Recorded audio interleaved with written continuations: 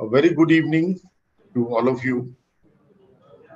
On behalf of webinar organizers, the two chapters, the Uttarakhand chapter and the Lucknow chapter of National HRD Network, we are very happy to welcome our guest speakers, Dr. Alka Mittalji, former CMD and HR Director at ONGC, and Rajkamal Vempatiji, Head HR at Axis Bank.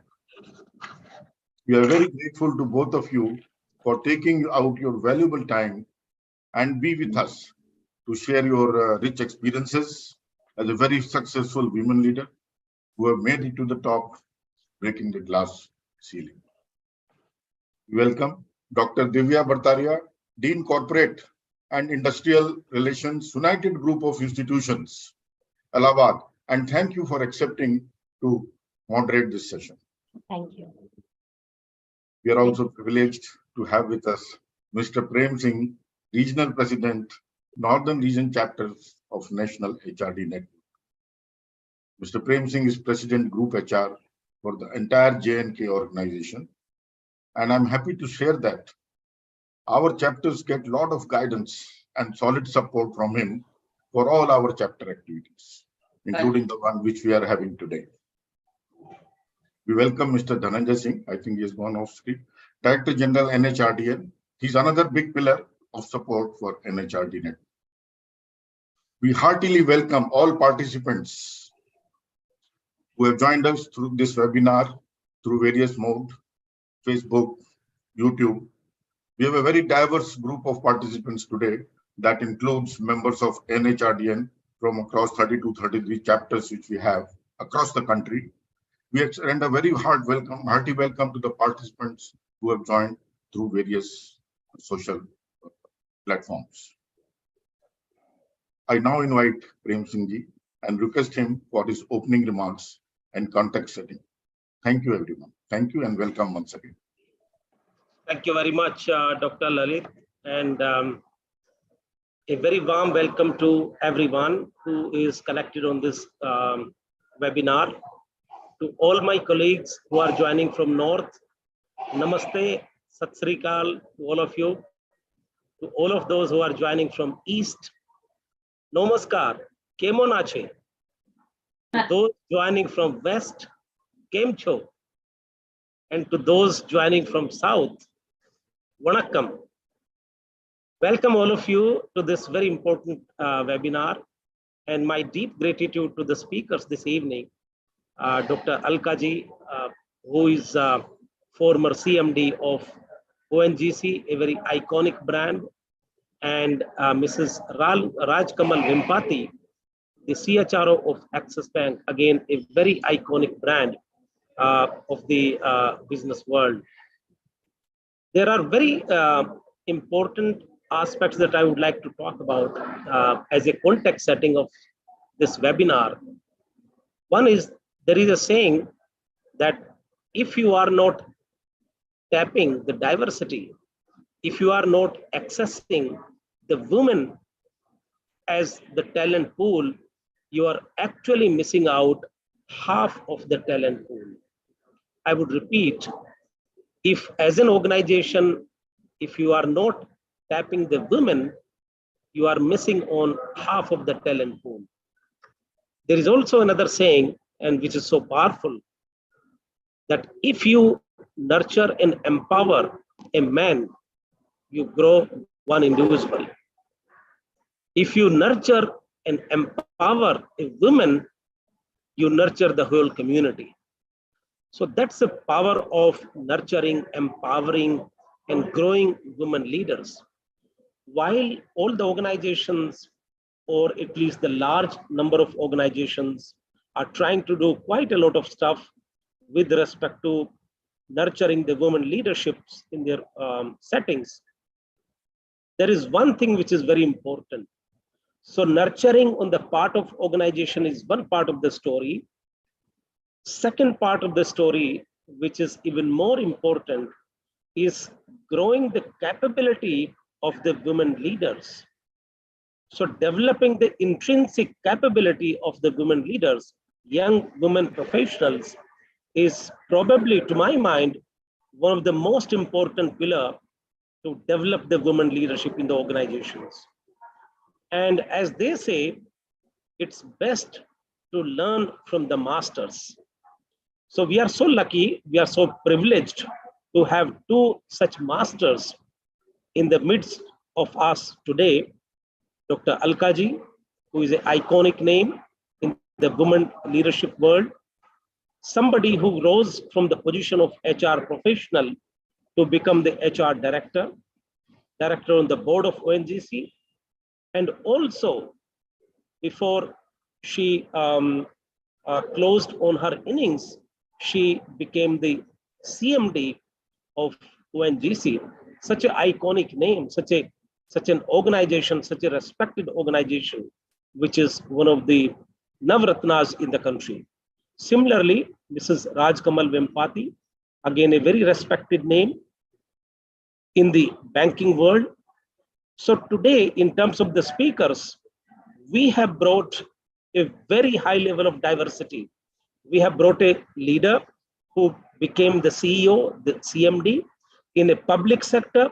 We also have brought a speaker who is currently working as a CHRO, as a woman leader in a private sector. So there is a very good sangam of public sector and private sector. Another thing, we have also brought an academician, Dr. Divya Bhartaria, who is going to moderate this session. Therefore, we have a very fine combination for this session. It's just like an orchard. In the orchard, you have all kinds of trees. An orchard is complete only when it has a lot of diversity. So in terms of speakers, we have a very fine balance of diversity. Another important element I like to mention, even in terms of organizers, also there is a very fine balance of diversity. And let me just elaborate why I say so. The organizers are three teams today. Number one of the oldest chapter, which is Lucknow chapter, that is being represented by Dr. Lalit. We also have youngest chapter in North region, that is Uttarakhand chapter. Uttarakhand is also one of the co-organizers. Third, just like in orchard, you have three kinds of trees. Very old trees, strong trees, who have been there in the orchard for a long time. Then there are some young trees. Also, there are some small saplings or seeds. So in the form of Lucknow chapter, we have a very strong tree, very well-established tree. In the form of Uttarakhand chapter, we have a very young tree, which is very young in the North region. Then in the form of a would-be chapter, which is a Prayagraj chapter, that is going to be in existence in next couple of months' time. The work is in progress. That represents a small sapling or a seed. So just like orchard, even in the organizing team also, we have a complete and very fine balance of diversity. Since the whole focus of the discussion today is diversity, therefore I thought of inviting your attention to this fact that even in the organizing team also, we have tried to induct a lot of diversity. Without much ado, I would now hand over the proceedings to the moderator of the evening, to Dr. Divya Bhartaria, who is representing United Institutions, and her institution is currently working on creating third chapter in the North region. So we wish you all the very best, Dr. Divya. And we wish all the very best to all the participants. Make the best use of this learning opportunity. Please do ask questions, learn from the leaders who have done it, who have been extremely successful. With this, I wish everyone the very best opportunity for learning through this session with the masters. With this, I now hand over to Dr. Divya Bhartaria. Once again, Dr. Alkaji and Rajkamal, thank you so much for joining. Thank you. Thank you. Thank you so much, Mr. Prem Singh.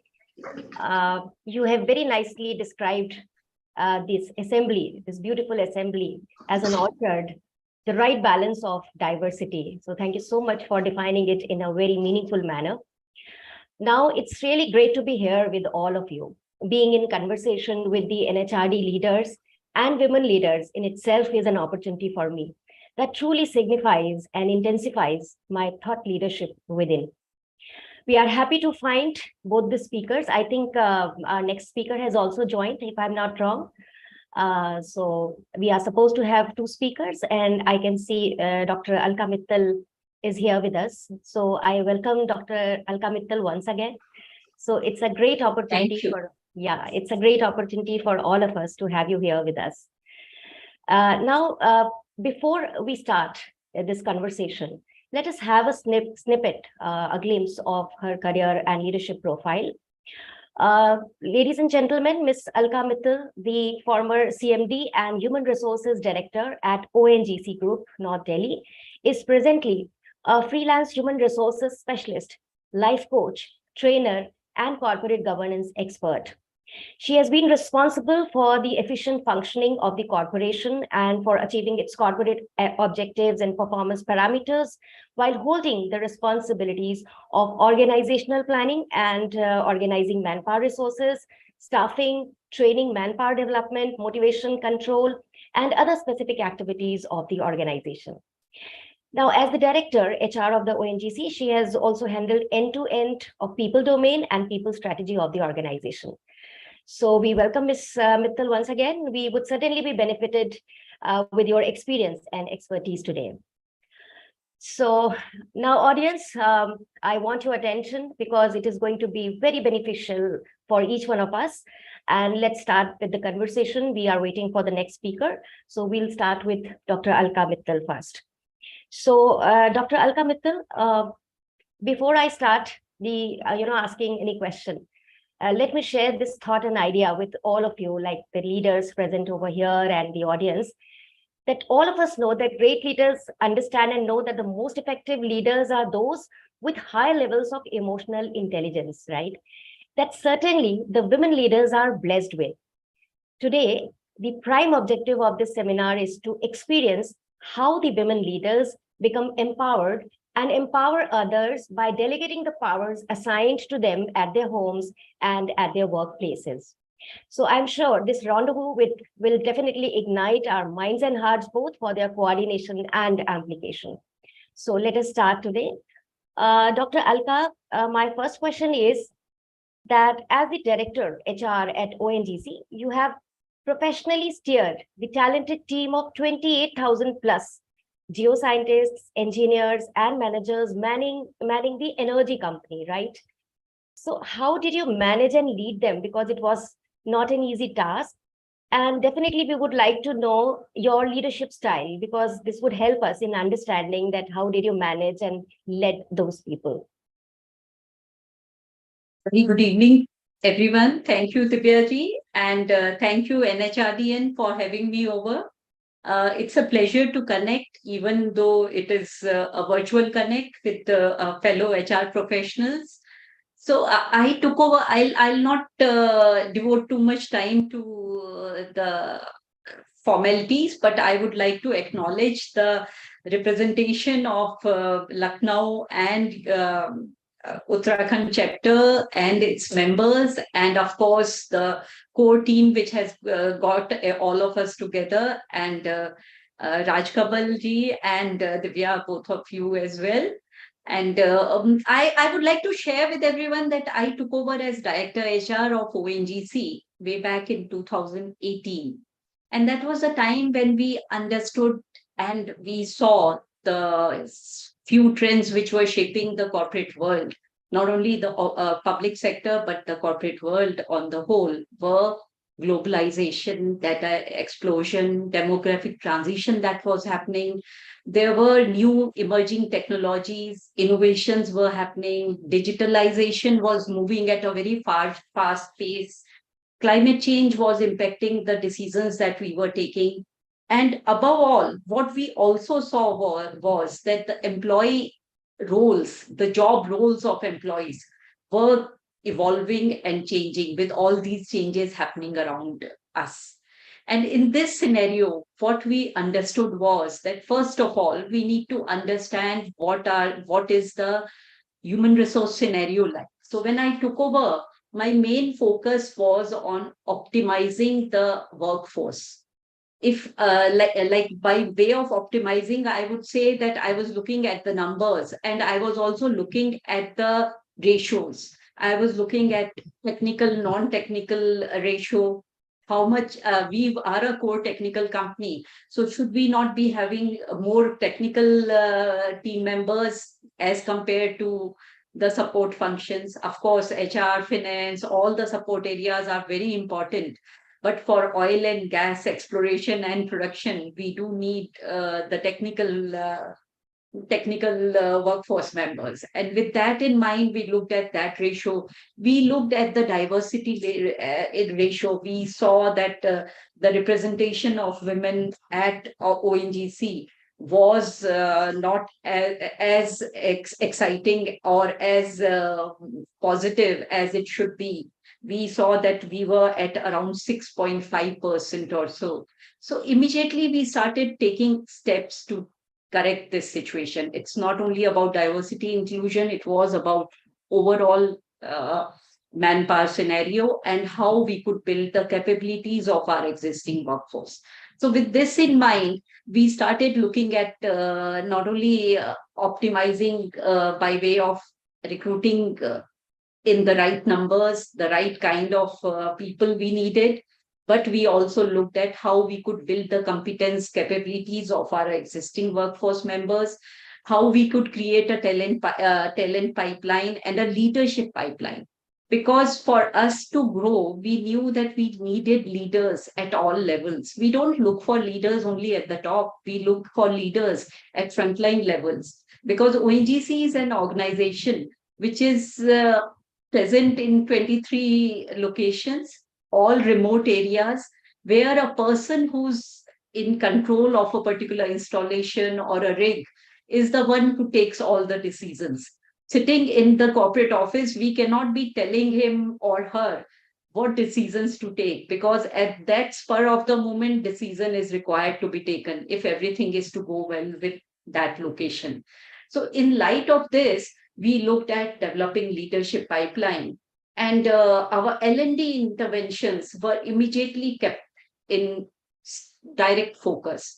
We introduced leadership programs for ONGC young leaders. We called it OYL, O-Y-L. ONGC young leaders were exposed to different soft skills and leadership skills, especially the developing their EQ, what you were talking about, Divyaji, that emotional intelligence had to be worked upon. Secondly, we had this Future Energy Leaders program, where those who were coming towards the middle level of management were groomed for senior roles. Senior management programs were, of course, there. Top leadership programs were there. Another program which we introduced, which I take lots of pride in, is Urjaswini. We introduced a program for women, upcoming women leaders. There were women who were working in the fields. Even today, we have 200 odd women who are working in different technical domains, and they are working on 14 days on-off pattern. They are working in tough conditions, but they are very happy to be there. They have chosen to be there. They are given that option of choosing to be in the field or non-field location in the beginning years.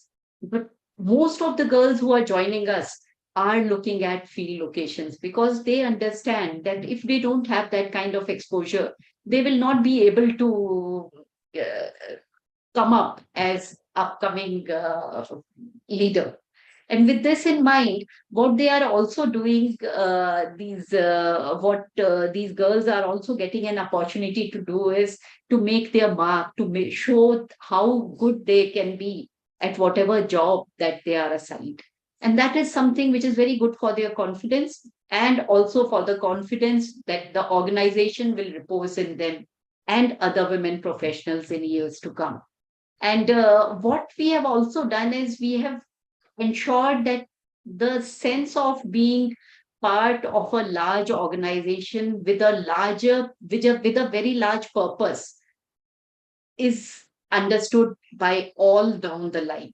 And for that, we have developed that communication which is leading us towards a shared vision.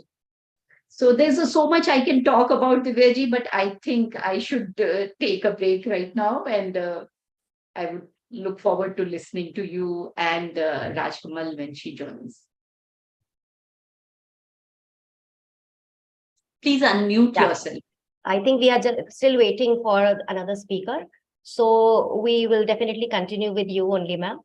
Okay, Uh, fine. Right. So you have very nicely explained that amid these continuous changes all around, you exhibited your, did you exhibit your leadership skills? Because you have nicely explained that optimization and recruitment, you reviewed that in oil and gas production company, there were some technical parameters, non-technical parameters as well. So besides, you told us about, representation of women leadership programs. So that is very nice, and it is actually very much required at every organization's level. Now you have nicely fulfilled your responsibilities towards, organizational planning, staffing, training, and development. Now the question is that how did you identify and encourage your staff's creativity, communication, or even openness and honesty, because it is very important to understand and work upon these areas as well.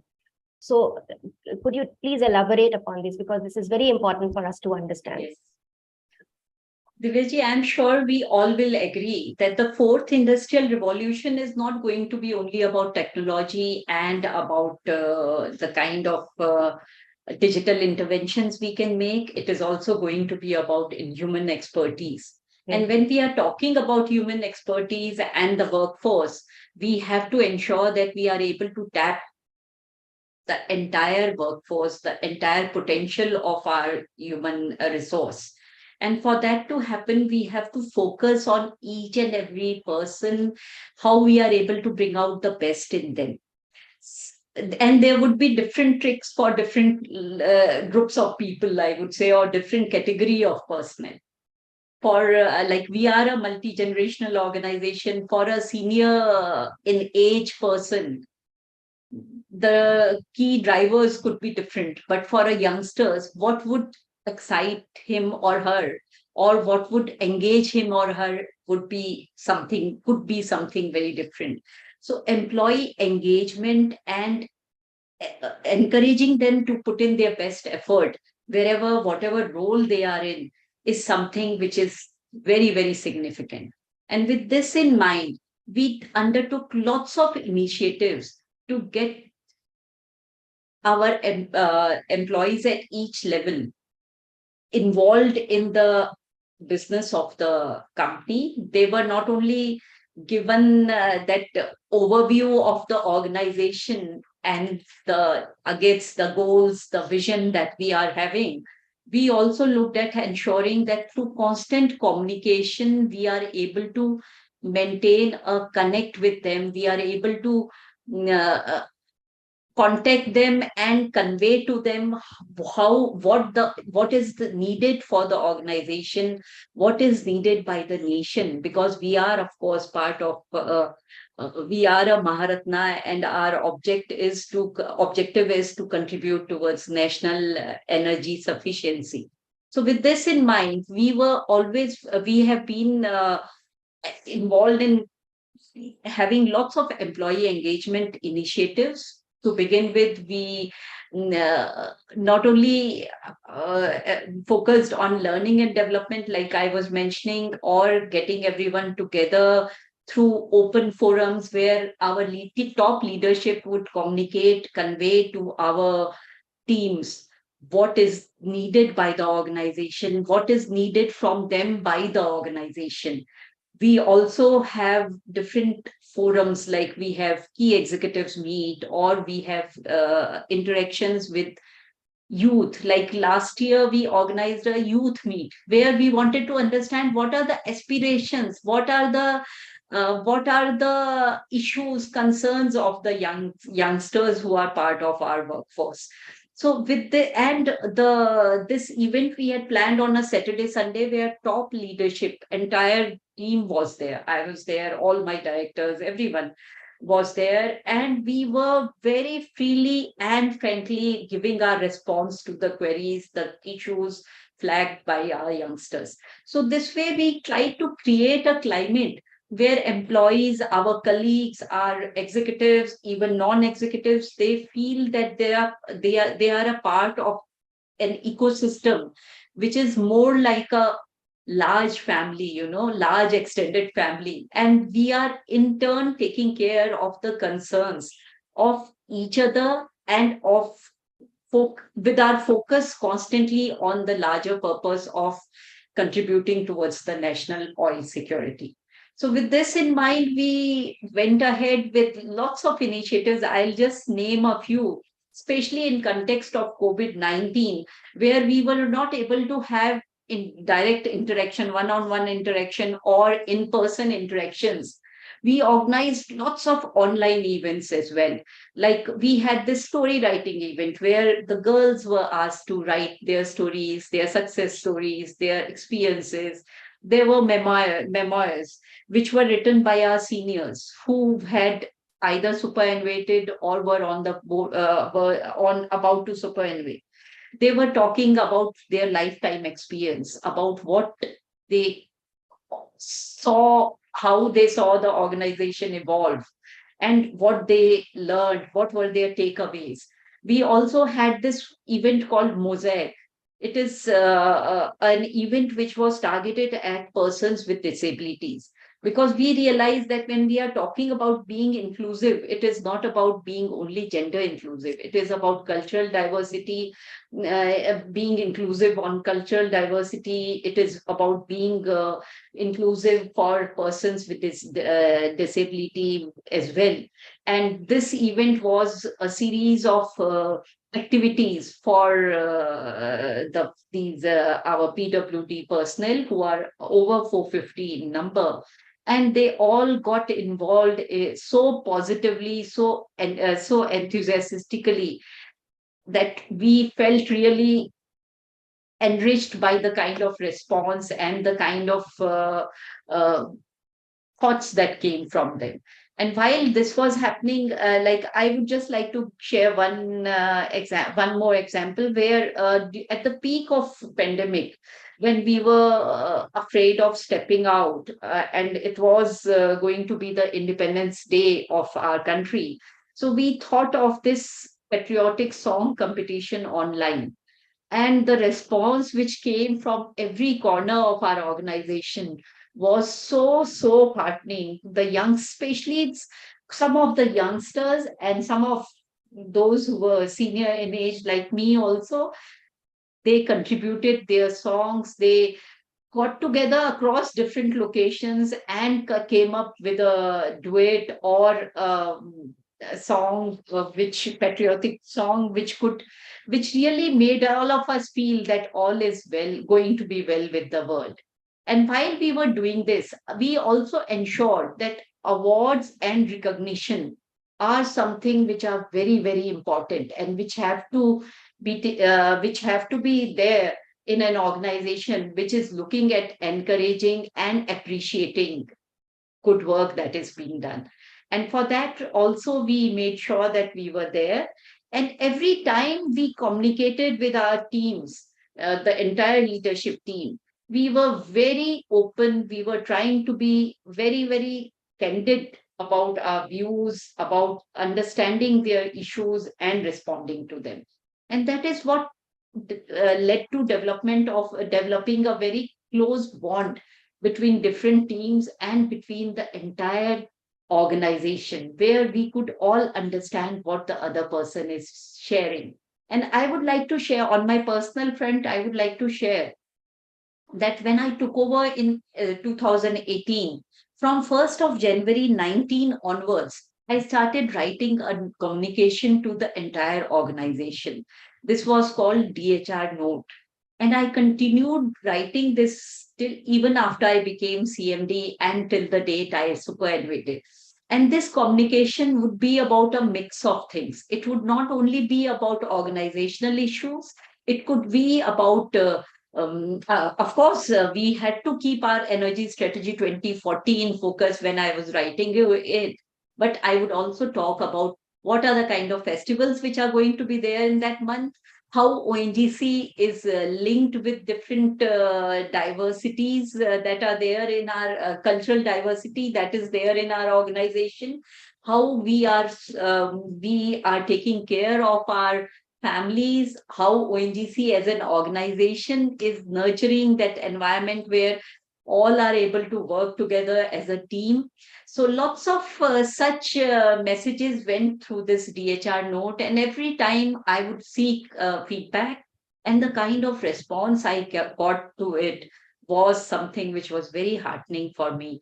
And I could develop that connect with my colleagues in ONGC. And you were talking about the leadership style. So my leadership style was of maintaining, leading with a continual connect with the manpower, with the human resource of ONGC. And that is what I think helped me in understanding the pulse of the organization and contributing towards it. Perfect. So very longish answer. I'm sorry, but this is the No, way no, I am. no. No. Each and every point is very important. You explained it very effectively. Why? The reason being, we could note some important points that we could learn and we will definitely implement at our institutional or organizational level. So what I understand here is that leadership is, because you have given us many points related to, coaching, delegating. So leadership is all about relationships, if I'm not wrong. So listening, coaching, and delegation, all these three parameters are there.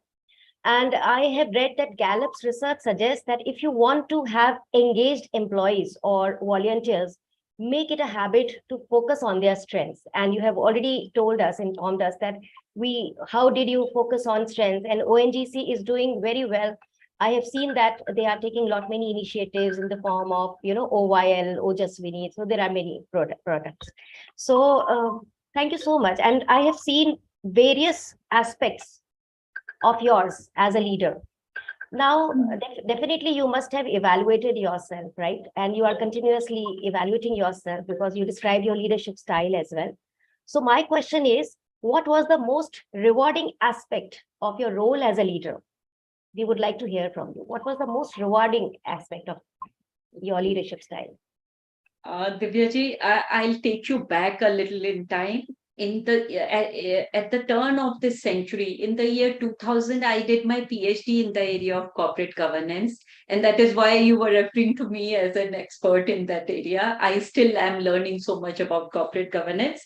But when I completed my PhD in 2001 January, from 2001 January onwards, I have been taking sessions for the youngsters the young executives in ONGC on corporate governance. And I would say that those sessions which I've taken, I have been able to connect with about 12,000 of the youngsters who have joined over last 22 years now. In fact, 21 years, I'd say, because 21 onwards, I have not been able to take the sessions. But what I have seen is that when I'm talking about corporate governance, when I'm sharing my thoughts about the concept, I'm also interacting with them as one young executive who had joined over 3.5 decades back, to another executive who's joining today, a young executive. So that bond which I have been able to develop with those 12,000 executives is very precious to me and is very rewarding also. At the end of a session which I take on corporate governance, it's normally a 3-hour session. Sometimes when time was short because of the compulsion of my role which I had taken over, it would be a 1.5-hour session, but there would be lots of storytelling, lots of anecdote sharing. And the youngsters would, during the coffee break or lunch, the youngsters would come forward, talk about their dreams, their aspirations. And the best part today for me is after 10 years, when I go to a particular location, one of the youngsters will come forward and say, ma'am, I met you during that corporate governance session in 2003 or 2004. And that is something which really made me feel so thankful to this organization that I could connect with so many of my colleagues and I could develop a rapport with them, which has helped. At times, I have seen someone from Northeast, from a remote location in Northeast or Karaikal in Tamil Nadu, would send a note to me, an email to me mentioning their concern or their aspiration about some change they wish to see in their organization. And I would tell myself that what can be a better connect than this? And this is something which has been very heartening. This session on corporate governance became so much more than just a session on corporate governance and has kept us connected. Even today, they send messages to me talking about how they've been able to achieve something or how have they been recognized for a particular contribution they have made. Girls and boys alike, they are all coming together, flocking around me when I go to any location because of this. Right. So even I was wondering if this session, kind of session could be organized at our institutions, like in Prayagraj campus. So it would be great because see, if you have experienced, great things, you have a lot of memories and experiences out of that. Just think over the experiences as obtained by those students or those HR professionals who have got after attending such a wonderful program. So definitely, my another question would be a little different, Dr. Alka, because I know that we have a lot of expectations. We have different planning. We execute also, but sometimes we do not get what we expect. So have you ever been in a position of authority where the experience turned out to be quite different from what you expected, and how it impacted you and your leadership style? Because you have shared with us your leadership style as well, but there are certain situations wherein you didn't find anything which you expected of, and obviously you might have found some good knowledge out of that. We would like to hear from you. Okay. So Divyaji, I am a core optimist and a very positive person. I don't look at anything as less positive for myself. But I will, before I move to a response to your question, I would just like to add a little to what I was talking about on corporate governance. The last slide of my presentation on corporate governance is very well aligned with the theme which we are talking on around today, that on diversity and inclusion. So the last slide on my corporate governance session used to be on just a women director, a question mark. I used to, way back from 2000 onwards, I was talking about should ONGC and organizations like ONGC not be having women directors, women in decision-making roles. And imagine, I never knew that I myself will be stepping into that kind of role 20 years hence. And this is something which is like partially, definitely our own work in the organization, but destiny as well, I would say. So now coming to your query about a situation where I could not find things as I had expected, I would say that my taking over as CMD ONGC was something which I was actually apprehending. I was not very sure that being a non-technical person, leading a group like ONGC, which had a very diverse range of businesses, could be the best, could be like a cakewalk for me. I was very sure that I would not be understanding half of the technical details that were being deliberated upon. But to my surprise, when you are determined to take on a particular role and to make a difference, actually a lot can be done. And that is what happened in my situation. while we had all these business development and joint venture companies, PD and JV was an area where I had not worked earlier. But the moment I started getting into it, the moment I had started preparing for the first board meeting of a joint venture, which was chaired by me, I devoted 4 hours for preparing for a meeting which would end in 1 hour. And slowly, when I started devoting my thoughts, my experience-based views on different aspects that we were discussing in these meetings, I started gaining more and more confidence. And the best part that happened there was that we started making decisions at a faster pace.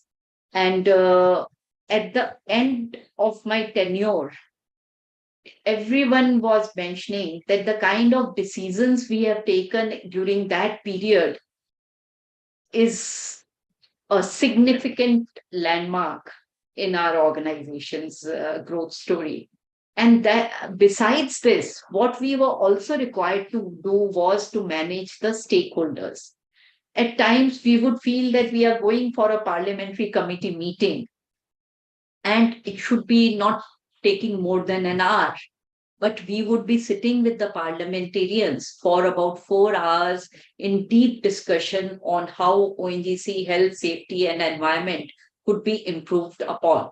So these were some of the experiences which not only enriched me, and only thing which I would like to convey to the audience would be as a takeaway that please ensure that if you are going for an event or for a meeting or a board meeting or an engagement with the stakeholder, any of the stakeholders, go fully prepared. Devote as much time as you can to do the prep. We always have been telling our children to do their homework with all sincerity. We should do our homework with all sincerity for any kind of project, any kind of meeting that we are attending. And there will be nothing that can go wrong. So and in addition to that, there could be situations where things could be going a little beyond your expectations. We should always remain very cool, calm, and composed, because with a cool head on our shoulders, we are able to take decisions which are much, much better than being hassled and then taking decisions which we could live to regret. So Very I warm would say welcome this. Very warm welcome to Rajkamalji. Thank you for joining. On behalf of NHRD, we have 3 chapters here organizing this event: the Lucknow chapter, the Uttarakhand chapter, and the upcoming Prayagraj chapter.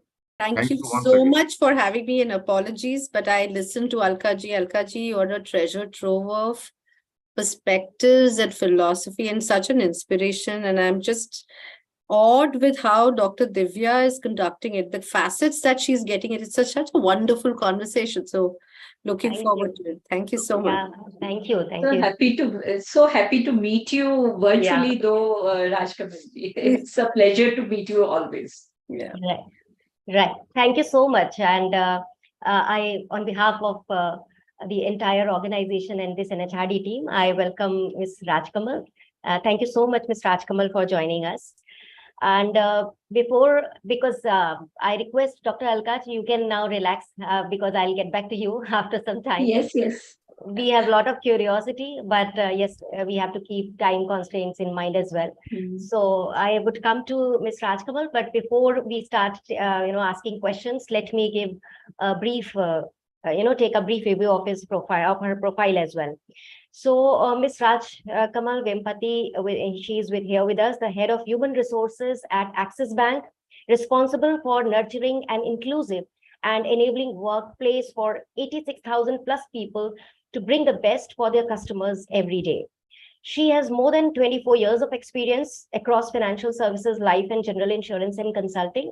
Prior to Axis Bank, she was heading human resources for ICICI Lombard General Insurance Company Limited. So welcome once again, Ms. Rajkamal. Thank you. Right. So Let me start with your profile itself. You were recognized as one among the power profiles in HR by LinkedIn. I have seen that. It is in 2018. And then you were in Business World's People list of most influential women in HR 2022. Currently, you are an active board member of National HRD Network. Wow. So how have you built and navigated your power structures? This is one question. And what are some practical ways that helped you in inculcating such constructive and powerful leadership within yourself and at your work? So this is, there are two questions which have been blended together. So I'll tell you the interest when you put the question, and I'm just reflecting, never, growing up, we come from a family of two girls. I don't think it was any other way, and gender was not even in the equation. And I always maybe thank my parents. They never said, like in many families, and it happens, you're my boy. Just the fact that you say that you're my boy sometimes takes away the beauty and the power of your own gender. Sometimes, then you say, oh, you're coming from a lesser place. They never did that. I think gender really came into equation. And I think there's another part of the story as well, where maybe I got married at around that time. I moved to a different place, which is a moved location because my husband was posted elsewhere. That's the first time I started thinking, okay, I had to make a choice because I was getting married. Then I moved continents because he was getting posted. He was working there. But it was conscious choice there. I think one factor that helped me is, you talked about head of HR as ICSL Lopard. I was the only woman there. And I think the people out there also very entrenched. Not only the only woman there, I was new person parachuted. And here I am trying to figure out, navigate, build relationships. In our role, it's very important. You need to know people. I think the thing that holds us back, and maybe is our strength as well, don't get held back, is how do you build relationships? And again, not being one of the boys, but having genuine conversations. And I would do that. The trick was also starting to having lunch, simple things like that. Lunch, coffee, teas with people. Get into the network. And establish credibility with your work. That goes without saying. Also, remember, in every meeting, in every decision, you have a voice. Don't silence it. Just because you have your own barriers. Oh, am I the only woman? Am I going to get heard, etc. So my definition of leadership is very simple. You have to have a voice and you have to land it. You have to make yourself heard. Now, make yourself heard doesn't mean shout from the rooftops. You see, Alka ji is a prime example. She's a very, very powerful woman. But, when you look at her, you will not see the alpha aggressive person out there. But I'm sure she's very, very aggressive in her job. So make yourself heard. Have a point of view. I think it's so critical. Don't hold it back. And the last thing is, don't rein in your ambition because you're coming from, oh, I can't do this. Our scripts are so wired to do, I can't do this. And for women, I feel it's also personally, we carry this baggage of guilt with us. Oh, I have to manage, I have to do this, I have to do that. Am I doing enough at home? And that enough itself is something, that bag that you have to keep aside when you get into the professional way, because even for somebody who's not working, the guilt is there. As a parent, the guilt is always there. Are you parenting enough? Are you a good mother, caregiver? Because there's so many identities that we take pride in. So for me, I think I was one of the women. I actually dropped off the workforce when I moved to the US. I came back, consciously built it again, and I never came from a place, I've lost out. It was a conscious choice, but I could get back again. I came to India with my daughter, who was 18 months old, didn't have any support structure. My husband was still there. Still said, okay, fine. And I remember, and my mother, God bless her, think that, my parents really supported me during that period. But she would also say, oh, you should come home early, or you should come, really, your daughter's growing up. And she would do her bit to add to the guilt. And at that level, I said, I told her, this is something that I have negotiated with myself, saying that I want to work and I want to be a mother and I want to be a good mother. Both these identities can exist, but I will try to balance as much as I can, because in my head, I believe there's no perfect balance. It happens on a continuum. Sometimes the scales will keep on tilting. That's something you recognize. And there are times then opportunity care, you will be constrained to even give yourself to work. Be open to that and be okay with that. I think in all of this, before you try to become powerful or before you start influencing others, you need to be in a place of self-acceptance and love. I am okay. This is who I am. I'm okay. And then move forward. Because once you accept yourself for who you are, you're not coming from a place of inadequacy. So for me, my fervent belief is just the fact that persist, persevere, stay in motion, things will happen. Correct. Very nicely explained, Mr. Rajkamal. So basically, apart from building relationship or being heartful, we have to be mindful as well, right? So you rightly said that we have to have that true sense. We have to understand our own selves first. Then we will be able to, help the others. This is very true. But the question is, if you have to be very mindful, how do we stay mindful? How can you stay mindful? Basically, this is a question for you of who is at the table and who is missing, because you had been responsible for nurturing an inclusive and enabling workplace of more than 86,000 people, right, to bring their best. So how do you do that, like being mindful of who is at the table and who is missing? So, organizations are a reflection of society. And actually, sometimes organizations are not even a reflection of society. Look at the society. We have the largest physically disadvantaged, disabled people. It's as if I'm blind. I never see them. They're not in the society. They're not in the organization. Women constitute 50%. My heart bleeds.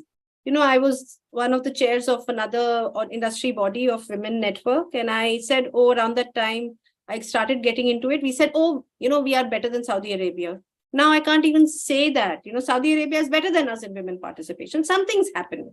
So there is a part of every section, like, let's talk about women. Women, they're dropping off. I think the urban Indian woman is dropping off. Why? The constraint is about commute, and safety and all of that in certain pockets. And this entire thing of permission, I still find it very strange where women say they're ambitious women who have done so well. My in-laws are not permitting me, permission. It is so strange sitting here in 2023, thinking about and having relived those, dialogues, which I thought were antiquated. But I think it needs to start at the grassroots level. One is, so organizations need to do their bit to do outreach, like we do Women in Motion programs with the academia, because wahan se hi leak hota hai. Aadhe to bande aate hi nahi workforce mein. Uske baad jo aate hai, fir first 2 years mein chale jate. So think about it as a pipeline, and structural problems have to be thought about, right? So women, we do this. Then we looked at the entire LGBTQ QI charter. We said 2-3 years ago, right now, obviously it's a hot topic. We are talking about whether we legalize the marriage, etc. But we said, if people want to nominate their partner, who is preventing it? Nothing. But even after the repeal of the fact that it's illegal, 2-3 years had passed. 2 years ago, nothing had happened. And it's so beautiful when organizations start thinking who is getting left out, right? In the economic progress. So one of our local sales head or business head said, the transgender community, they are not even in the banking fold. It's such a tragedy. They use surrogates. They use somebody else to open their accounts and get mainstreamed. Okay. So we said for customers as well, it's okay, because there's nothing that stops in the regulation for putting your partner's name. And if you think you're a transgender, MX is an acceptable form. It's a simple thing. We put out the charter. And before we put out the charter, and this is another story. So one is think mainstream, think structural. The second thing is what I'm going to share. Around the time when we were putting out this charter, we said, okay, our employees, we are right now 92,000 people. We said they come from the same society that the society comes from, right? Where there are biases, there are prejudices. And khuda na khasta koi customer aa gaya, usne bolta hai, aap to aise hain, hum to nahi karenge ji. Right? Then we will be the brunt of this entire trolling that happens, and we'll get into the maelstrom and storm of social media. And I'm just happy, and this is the second learning I have, that you need to have courage. Diversity is a fact. The fact that society is diverse is a reality, is a statement of fact. You can't say, I want to be diverse, I want to be diverse. It's a fact. Inclusion is the investment. Inclusion is the choice. inclusion needs courage. I'm so happy every single member of the management team said, listen, go ahead.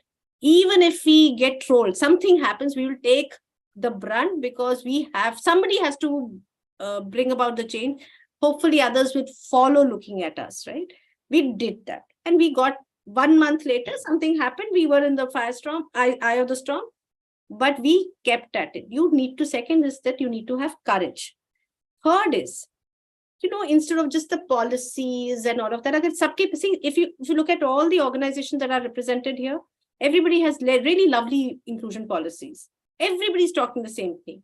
But, is there equity in our practices? Are you consciously looking at equity? When I say equity, we can look at numbers and get satiated ki bahut achhe numbers. Like let's talk about women as well.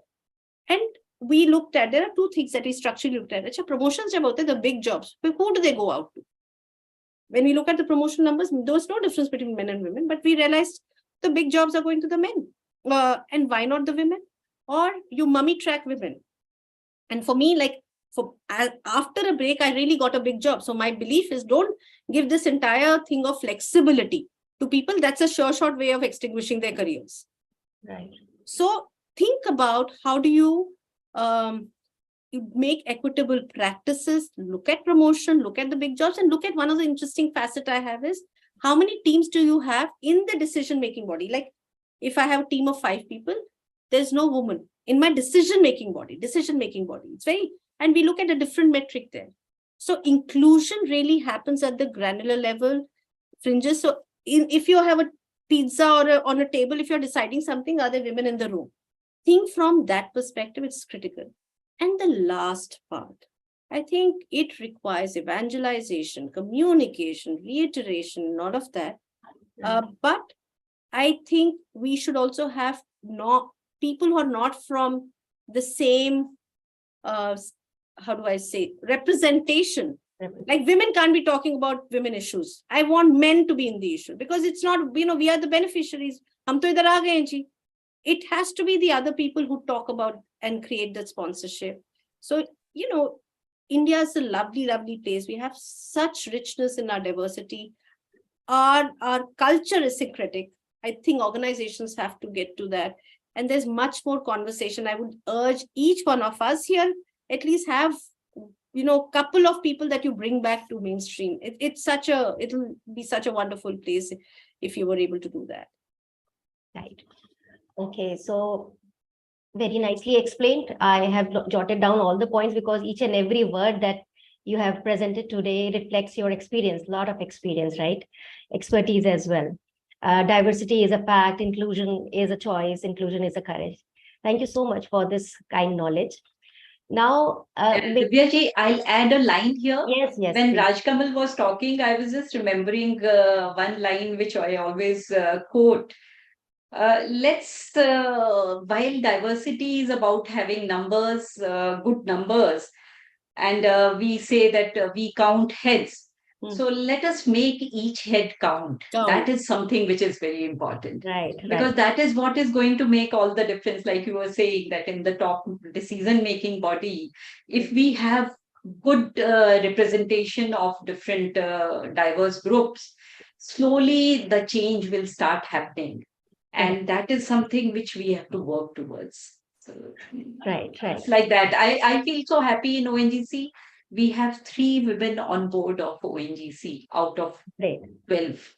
So which is a very significant number for an oil and gas company. Absolutely. And it happened over a period of time, definitely. Wonderful, wonderful. So can I ask one question from Dr. Alka? Yeah. Yes. Coming back to Dr. Alka Mittal. So Dr. Alka, just a second. I was thinking to ask something different because all of us know and realize that the activities for developing leaders is not about putting in, it is about leading out of what is already in the hearts and minds of learners. And all of us know that education should always be liberating. It should be about releasing what is already inside us. And I believe that women have enormous potential and magnanimity inside them. So related to this, my question is that do you think that there are less women leaders in the world of work? what, according to you, could be the most significant barrier to female leadership? Because this is everyone's observation as well. You have said that you have 3 women leaders there in your organization. Don't you think that you should have more? And what are the barriers to female leadership? When I mentioned 3 women leaders, I talked about directors, 3 women Yes. directors. So we have good representation now of women, but it is not equal. It is not the equal. Women are not equal in numbers, though.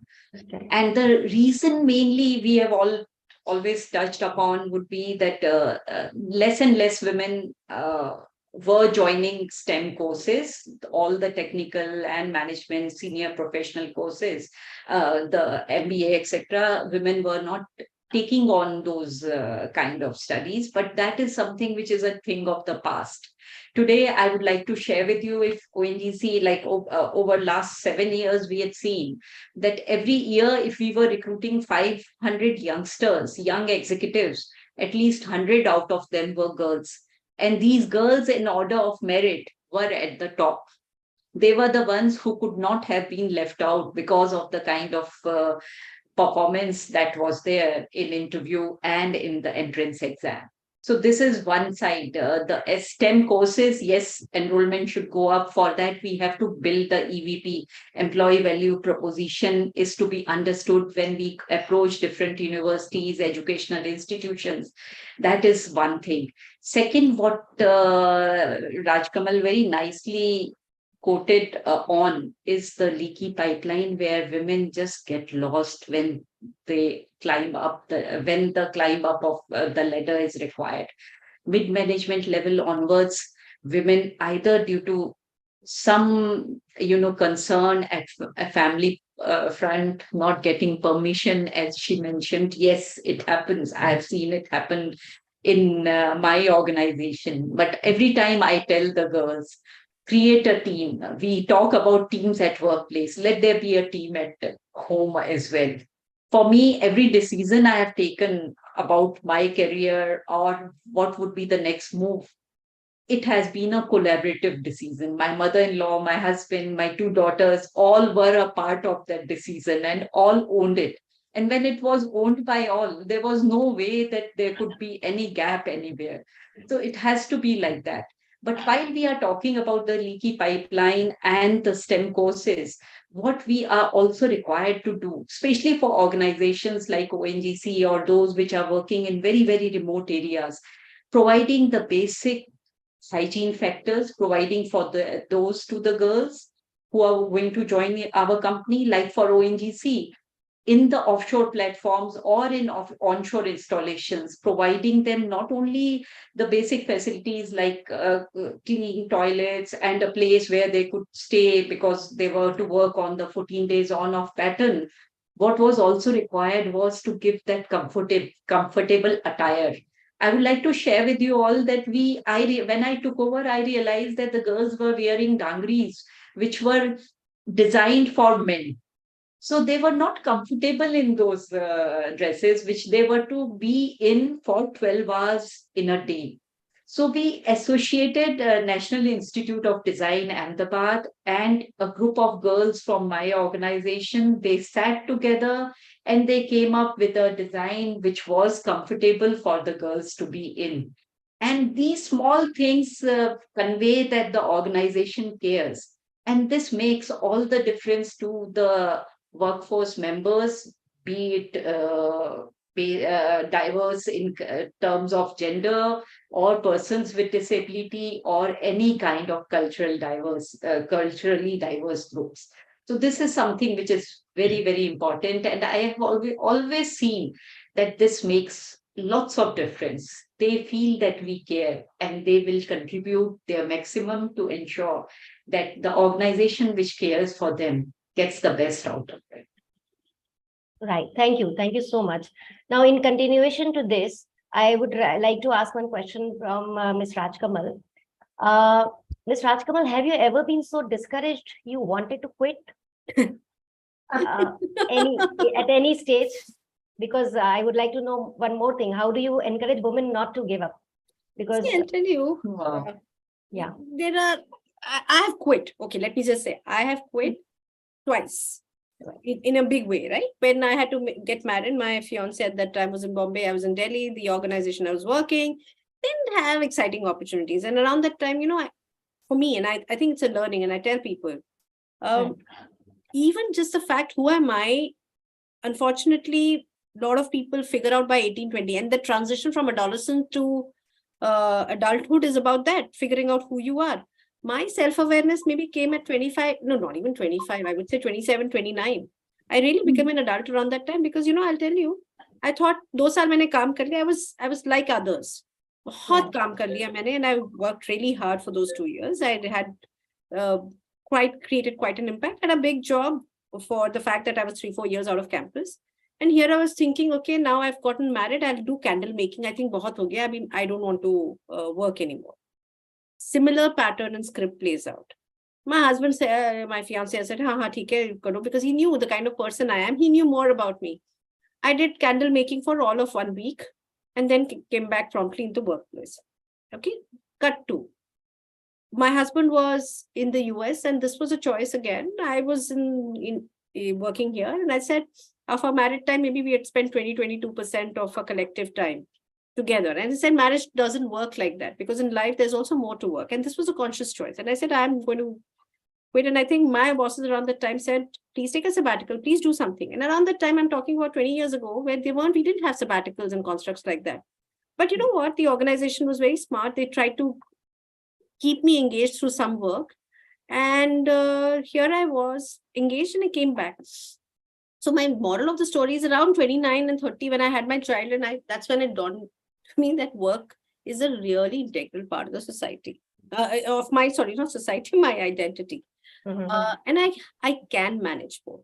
I can negotiate outcomes. When I came back from the US, I came back into, and I completely agree with Alka ji when she says, have team at home because, ecosystem will conspire to support you.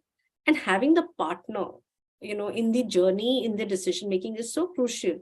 I haven't heard across any partner who says, nahi, my career is more important, tum ghar pe baitho kind of stuff. I haven't heard. It is in our minds. Maybe there were times in my personal life where, daughter's not doing well, sick, etc. Then you say, is it worth it?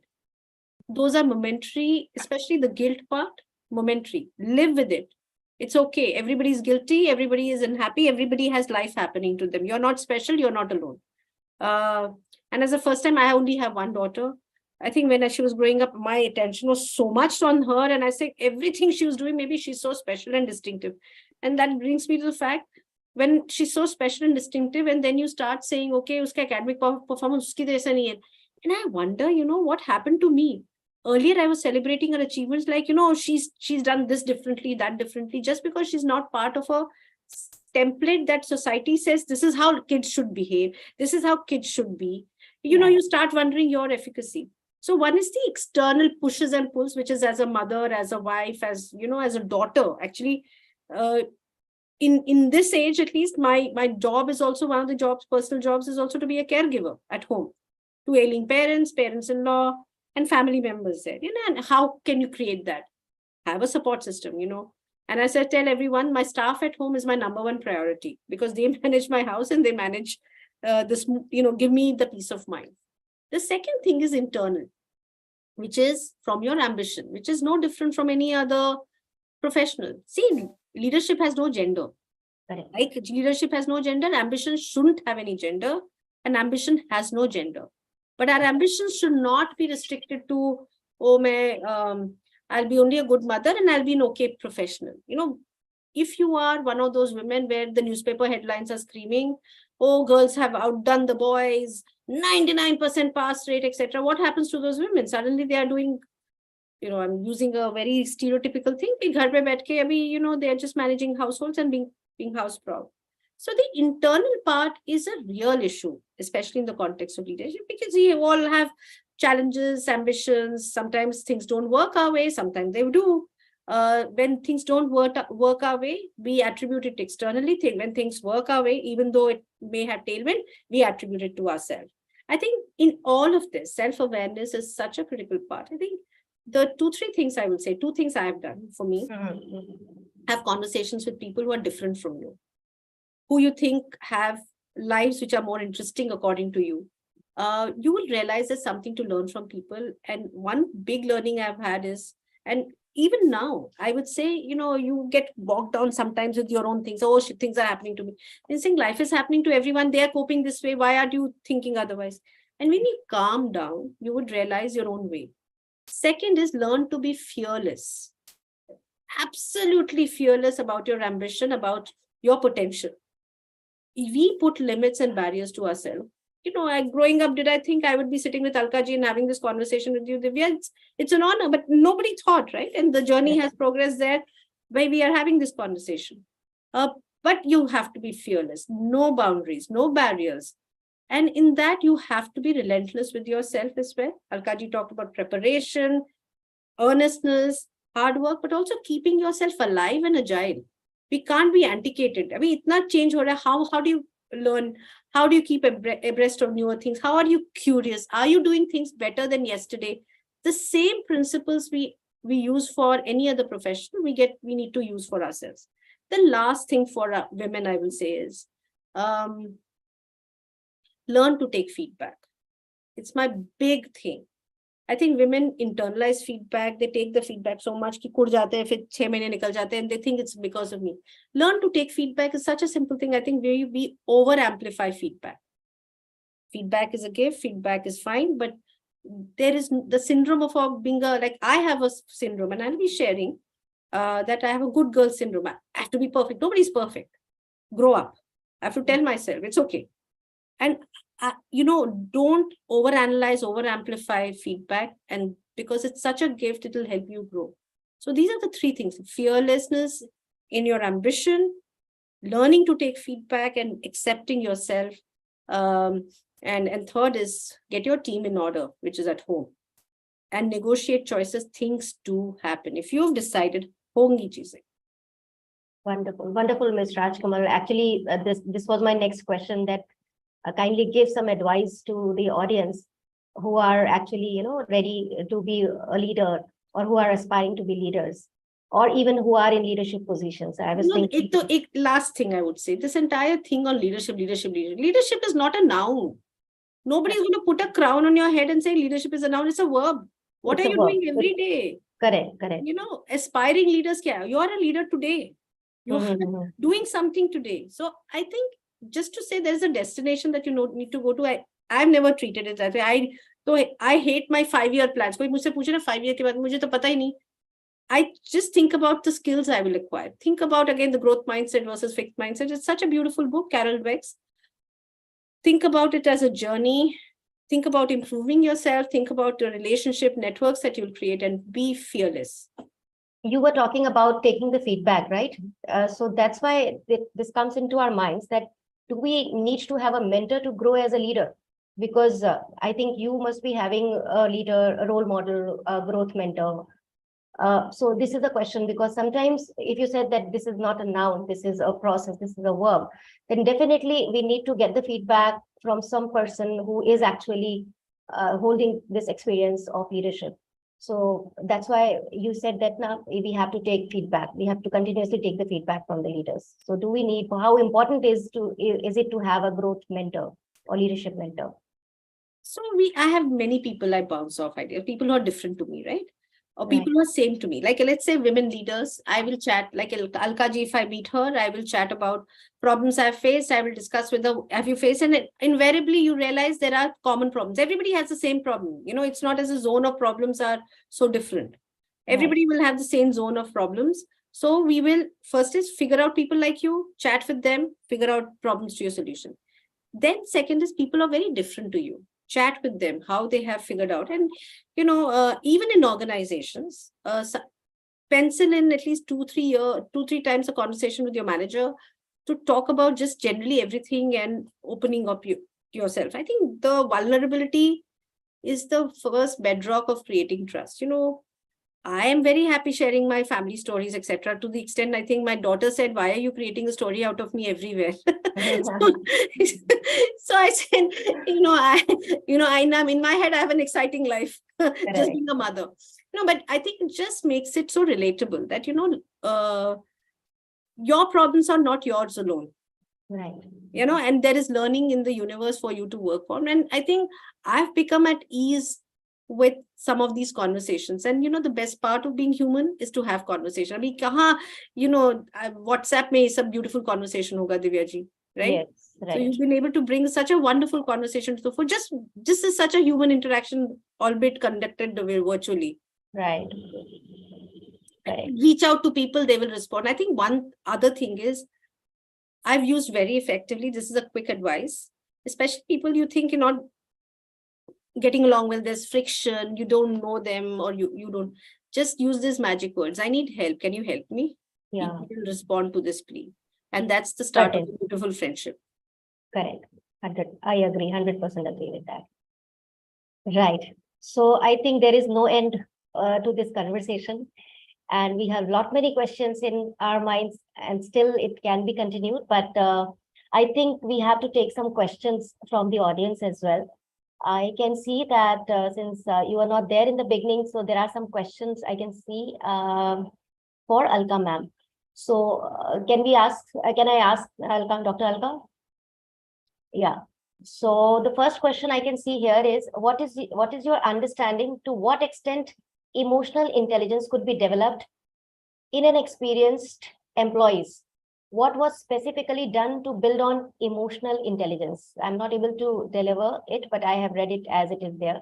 So I think to what extent emotional intelligence could be developed in an experienced employee? You are on. What I understand from this question is that how do we develop emotional intelligence in a person who's been with the organization for a fairly long time? Yeah. In an organization like ONGC, let me talk about drillers and production engineers and those who are into exploration. They are working more on areas like research and development or in production drilling. So for them to develop emotional intelligence, they are constantly in leadership roles. They are taking decisions on daily basis. They are required to take, which I had already mentioned in the beginning. But how do they become a little more sensitive to the feelings of others? How do they become empathetic? How do they listen to others instead of just giving directions? These are the things which are required to be taught.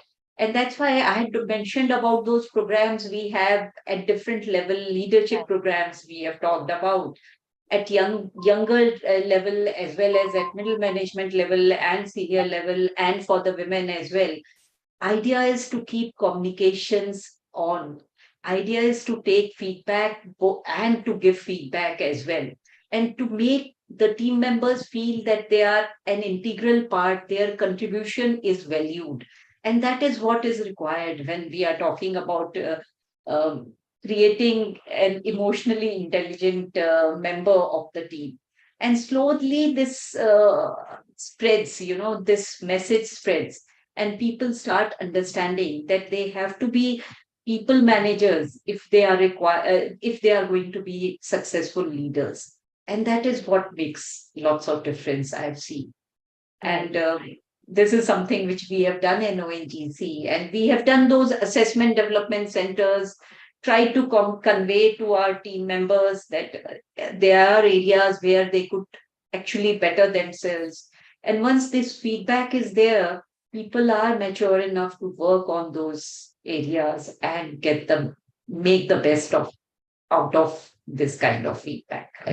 I'll share one other thing, which Yes. we've Yes. done. I'm sure we've done a lot of learning, and we can learn from Alkaji. We've done another simple thing, which has gone into it long way. We talked about mentorship. We got all the leaders of the leadership team, the management committee, to mentor, say, 75 people in the first go. Just mentoring conversation. They didn't know M of mentoring, coaching, words. Hai. So we got a facilitator to do a quick training, but he said, go out there. There's no judgment. There's no memory when you're in a mentoring conversation. I remember the first conversation was about introduction, getting to know people. And these are people not reporting to your hierarchy, in your hierarchy. I've had leaders say, मैं क्या बात करूं? And I said, but generally घर पे आते तो क्या बात करते हो? When you meet a person for the first time, क्या बात करते हो? For me, it was such a telling statement. We've forgotten how to be ourselves. bring Right. our version to ourselves and be human here, regular baat karo. From there, the journey started to now we have 300 and we are trying to kind of extend it. Now leaders are coming back, we want to do more. Simple thing, just in igniting conversations help. Nothing else, Correct. nothing else. And then they love the conversation because then you're really essentially saying this is the boundary of organization. We are not about just computers and numbers, and bankers are anyway supposed to be boring, but say that make it be an interesting banker. Right. Wonderful. Wonderful, wonderful. One more question, with your permission. Can we take Dr. Lalit? Can we take? Please take Mr. Dilip Yeah. Kumar's question. Yeah. So that question was asked by Mr. Nishant Khandelwal. Hope you got your answer. Now, Dilip Kumar has asked how you Thank you. implement. Yeah, thank you.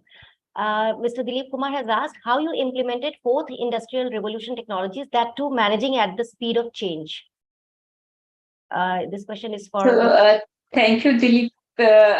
Though we are not talking about diversity and inclusion here, but let me talk about technology and especially on digital technology front.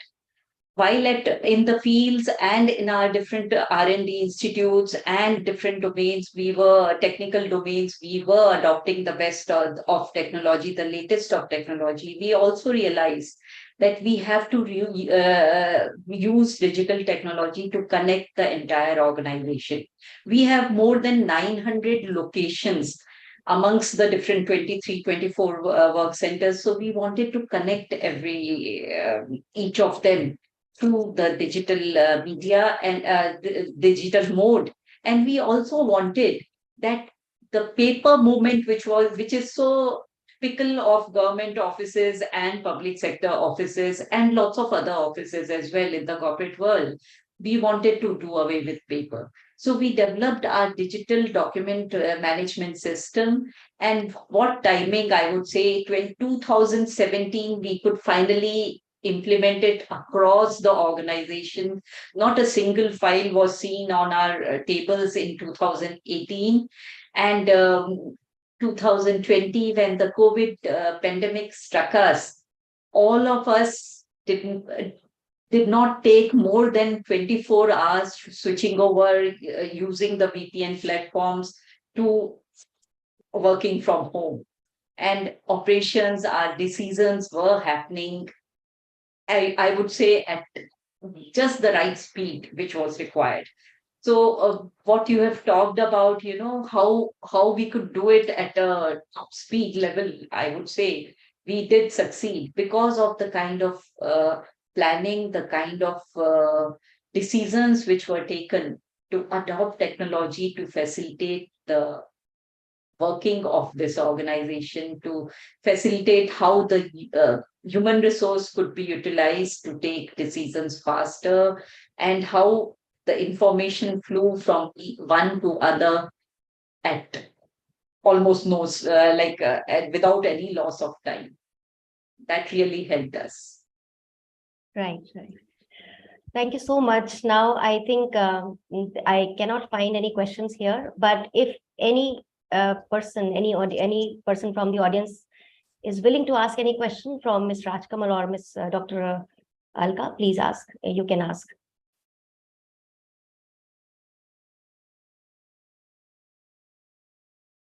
And I think there isn't any question. So, dear audience, we hope you found this session engaging and meaningful for yourself. I hope that after this session, you'll start building a powerful network of professionals who truly know you, trust you, and believe in your mission. Start focusing on growth, recognition, and trust if you really want to stand out, becoming a thought leader in your area. I would like to express my thanks to both the speakers, Dr. Alka Mittal and Ms. Rajkamal, for their wonderful sharing, experiential sharing, and all of us have learned a lot. And before I close this session, I would like to request Mr. Altaf Hussain. I think he will be there to propose the vote of thanks, or Mr. Arvind, Dr. Lalit, who will be proposing? Yeah, I think Altaf could not join, so Okay. I will propose a brief vote of thanks.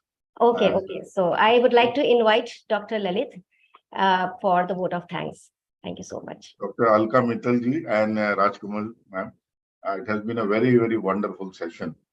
So engaging. And I am sure that the audience must have also enjoyed. Very aptly, very different questions put by Divyaji, Dr. Divyaji. Very nice question.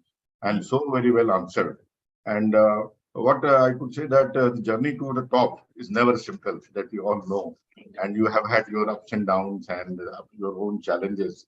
And of course, you have shared your personal experiences.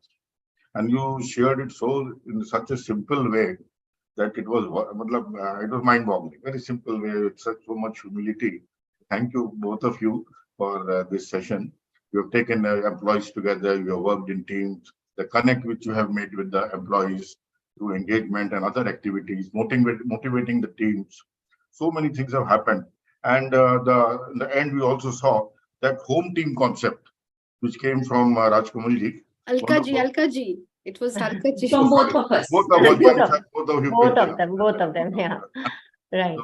So it's really, there's so many points. If I keep speaking, it will be a big, big jot down the point and then take help from Dr. Divya. Yes, Lot yes, of learning definitely. here.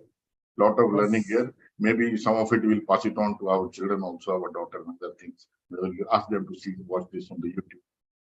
So once again, on behalf of NHRD chapter, various chapters which have organized this and the whole team, backend team of NHRD at Gurgaon, we extend a proper vote of thanks to both of you. Thank you so much for this wonderful and engaging session. Thank you so much. All Thank the you. best to this chapter. I know it's the youngest chapter, but thank you so much for having us. Thank you. Thank you so much. Thank you, everyone. Thank you. you. Thanks. Thank you. Thank you so See much. you all. See you all. Thank you. Thank you. Thank you so much. All the best.